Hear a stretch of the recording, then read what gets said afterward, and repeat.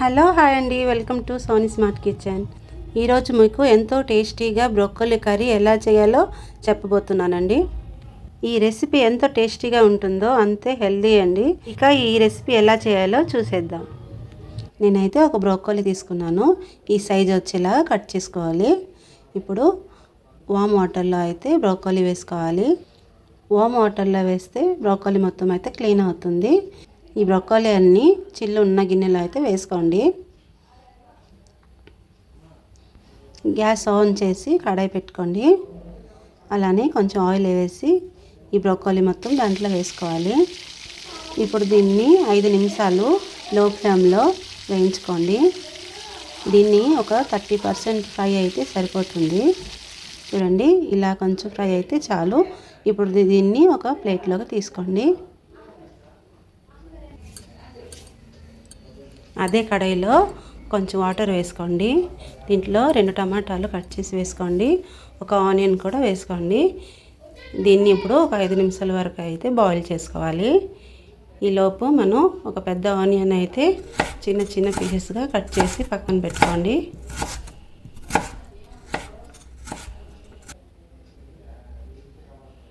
మన బ్రోకలీ కర్రీకి అయితే ఎక్కువ ఆనియన్స్ అయితే కావాలి.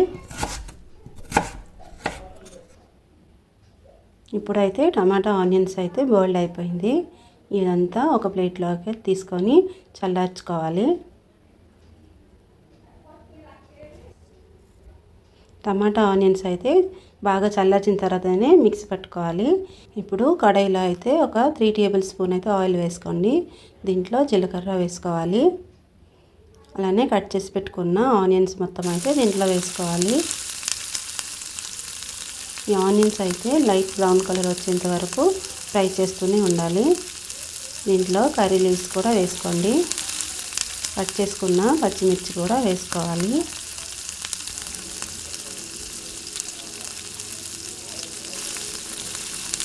టమాటా ఇంకా ఆనియన్స్ చల్లారిపోయింది కదండి, దాన్ని ఇలా పేస్ట్ చేసుకోండి. చాలా మెత్తగా అయితే గ్రైండ్ చేసుకోవాలి. ఇప్పుడు ఆనియన్స్ ఉన్న పచ్చిమిర్చి కూడా వేగిపోయింది. చూడండి, గోల్డెన్ కలర్లో అయితే వేగింది. ఇప్పుడు దీంట్లో కొంచెం పసుపు కూడా యాడ్ చేసుకోండి. పసుపు వేయడం వల్ల తాలింపులో కలర్ఫుల్గా ఉంటుంది కర్రీ. అలానే గ్రైండ్ చేసుకున్న టమాటా ప్యూరీని కూడా దీంట్లో వేసుకోవాలి. ఈ మొత్తం అయితే ఇప్పుడు బాగా కలుపుకోండి.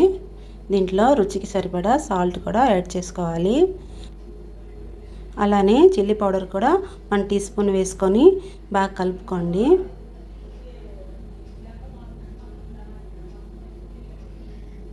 ఇప్పుడు దీన్ని ఒక 5 నిమిషాల వరకు అయితే మూత వేసుకొని ఉడికించుకోండి. ఇప్పుడైతే టమాటా అంతా ఉడికిపోయింది. బాగా ఆయిల్ అయితే సపరేట్ అయింది కదండి. ఇప్పుడు ఫ్రై చేసుకున్న బ్రోకలీ మొత్తం అయితే దీంట్లో వేసుకోండి. అలానే మొత్తం బాగా కలుపుకోండి. ఇప్పుడు దీన్ని కూడా ఒక 2 నిమిషాలు అయితే మూత వేసుకోండి. అప్పుడే ఉప్పు కారం మొత్తం అయితే బ్రోకలీకి పడుతుంది. చూసారా? ఇప్పుడు దీంట్లో ఒక గ్లాస్ వాటర్ అయితే వేసుకోండి. మన గ్రేవీ కర్రీ చేస్తున్నాం కదండి, అందుకని కొంచెం వాటర్ కూడా యాడ్ చేసుకుంటున్నాను. ఇప్పుడు ఒక 5 మినిట్స్ అయితే ఇలా ఉడికించుకోవాలి. 5 మినిట్స్ అయితే అయిపోయింది. బ్రోకలీ మొత్తం అయితే చాలా బాగా కుక్ అయిపోయింది. దీంట్లో ధనియాల పొడి ఒక 1/2 టీ స్పూన్, అలానే జీలకర్ర పొడి కూడా ఒక 1/2 టీ స్పూన్ అయితే వేసుకుంటున్నా. అంతే అండి, చాలా టేస్టీగా అయితే బ్రోకలీ కర్రీ. గ్రేవీ కూడా చాలా టేస్టీగా ఉంటుంది. ఇలా కుక్ చేసుకోండి.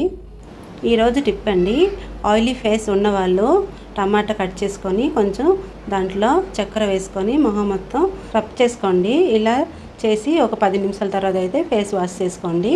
ఇలా 2 టైమ్స్ డేకి చేసుకుంటే ఫేస్ అయితే ఆయిలీగా ఉండదు. ఇప్పుడైతే కర్రీ రెడీ అయిపోయిందండి. చూసారా ఎంత గ్రేవీగా అయితే కలర్ఫుల్గా ఉంది.